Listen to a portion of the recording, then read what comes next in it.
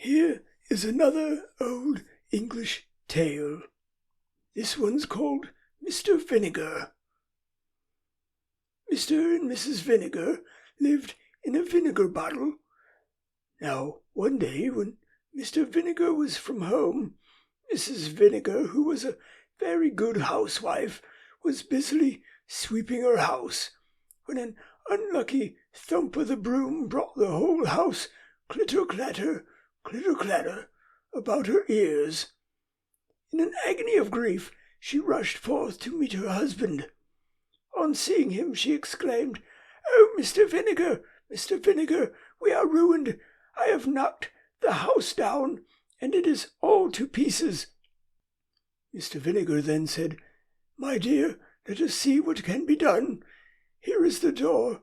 I will take it on my back, and we will go forth to seek our fortune."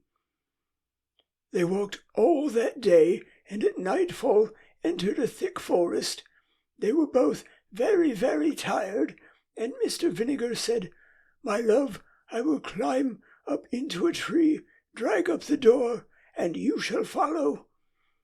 He accordingly did so, and they both stretched their weary limbs on the door, and fell fast asleep.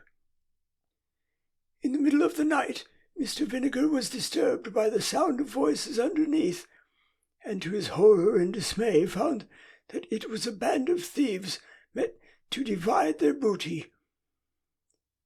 "Here, Jack," said one, "here's £5 for you. Here, Bill, here's £10 for you. Here, Bob, here's £3 for you." Mr. Vinegar could listen no longer. His terror was so great that he trembled and shook down the door on their heads. Away scampered the thieves, but Mr. Vinegar dared not quit his retreat till broad daylight.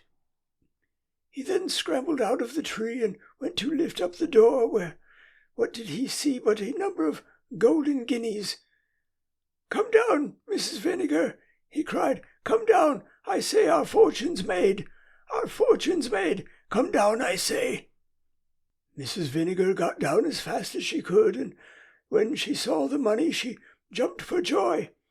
"Now, my dear," said she, "I'll tell you what you shall do. There is a fair at the neighbouring town. You shall take these 40 guineas and buy a cow. I can make butter and cheese, which you shall sell at market, and we shall then be able to live very comfortably." Mr. Vinegar joyfully agrees, takes the money, and off he goes to the fair. When he arrived, he walked up and down, and at length saw a beautiful red cow. It was an excellent milker, and perfect in every way. "Oh," thought Mr. Vinegar, "if I had but that cow, I should be the happiest man alive." So he offers the 40 guineas for the cow, and the owner said that, as he was a friend, he'd oblige him. So the bargain was made, and he got the cow, and he drove it backwards and forwards to show it. By and by he saw a man playing the bagpipes, tweedledum, tweedledee. The children followed him about, and he appeared to be pocketing money on all sides.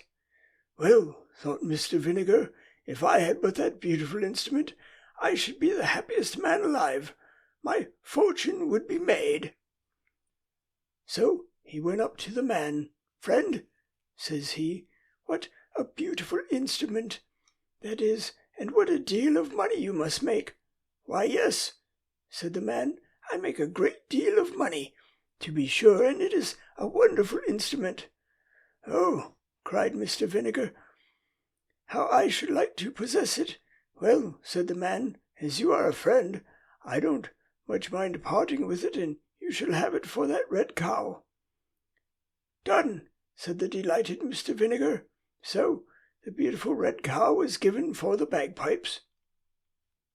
He walked up and down with his purchase, but it was in vain. He tried to play a tune, and instead of pocketing pence, the boys followed him, hooting, laughing, and pelting. Poor Mr. Vinegar, his fingers grew very cold, and just as he was leaving the town, he met a man with a fine thick pair of gloves. "Oh, my fingers are so very cold," said Mr. Vinegar to himself. "Now if I had but those beautiful gloves, I should be the happiest man alive."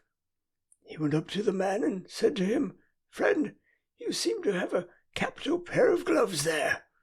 "Yes, truly," cried the man, "and my hands are as warm as possible this cold November day."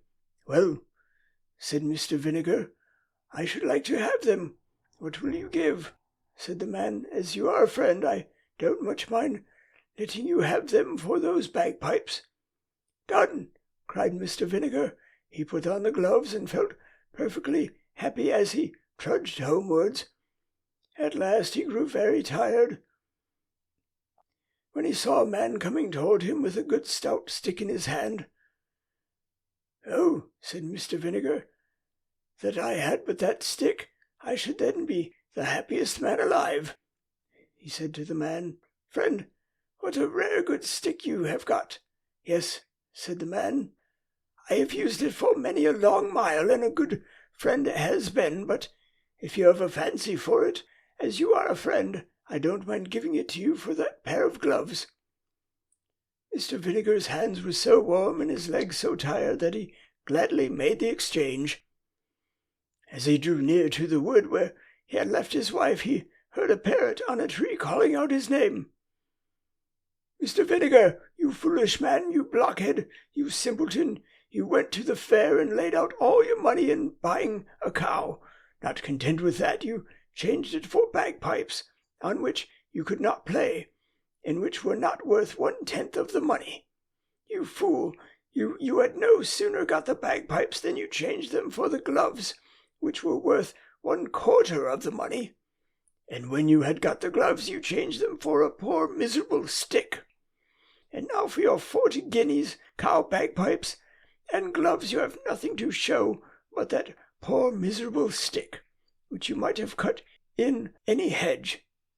On this the bird laughed and laughed, and Mr. Vinegar, falling into a violent rage, threw the stick at his head.